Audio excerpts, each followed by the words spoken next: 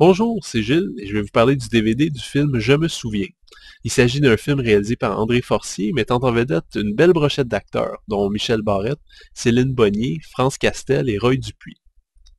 L'histoire commence à la fin des années 1940 et on y suit la jeunesse de Louis, un jeune garçon dont le père, Robert Saint-Saëns, tente d'établir une union de travailleurs dans une mine en Abitibi. Saint-Saëns se heurte aux obstacles dressés par les autorités politiques de Duplessis, le clergé et certains de ses compatriotes qui n'adhèrent pas à ses pensées socialistes. Pris dans un tumulte sentimental et social, Louis grandira avec sa demi-sœur, Némésis, une jeune fille qui n'a su apprendre que le gaélique. André Forcier s'est bâti au cours des années une réputation de cinéaste farouchement indépendant, qui possède une vision particulière et préfère ne pas la livrer plutôt que de la livrer avec des compromis. Il est vrai que des films comme La Comtesse de Bâton Rouge ou Les États-Unis d'Albert se distinguent nettement dans le paysage du cinéma au Québec. Je me souviens ne fait pas exception.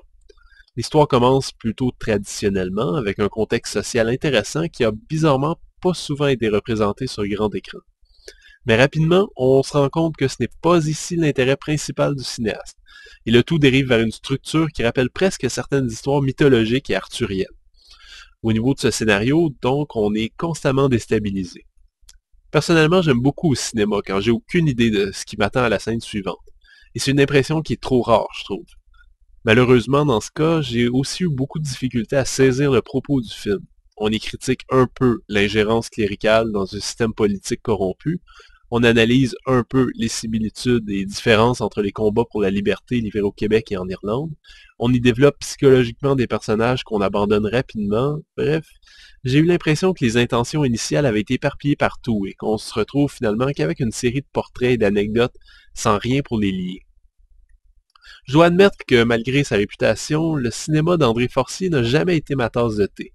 Il y a quelques années, les États-Unis d'Albert m'avaient laissé au mieux parfaitement indifférent.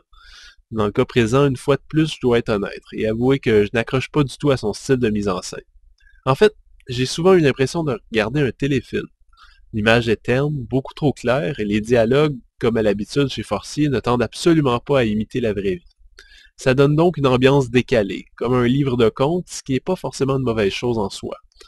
Le problème, c'est qu'on a alors beaucoup de difficultés à s'attacher aux nombreux personnages qui sortent du récit aussi rapidement qu'ils y sont entrés. Le DVD propose une piste sonore française 5.1 Dolby Digital et des sous-titres optionnels en anglais. L'image est en 16 par 9 adaptée pour des écrans panoramiques. Comme seul bonus, on a droit à la bande-annonce du film. En conclusion, je peux pas dire que j'ai vraiment apprécié ce dernier opus d'André Forcier, mais à lire les critiques dans les journaux, je semble faire partie d'une minorité. Il est vrai qu'il y a des réelles qualités dans ce film, une très belle trame musicale où prédominent les œuvres classiques d'Édouard Grieg, un casting imposant, un contexte historique fascinant, un ton et un développement singuliers. Mais une fois de plus, je n'arrive pas à adhérer à cette histoire, qui est mise en scène de manière très académique.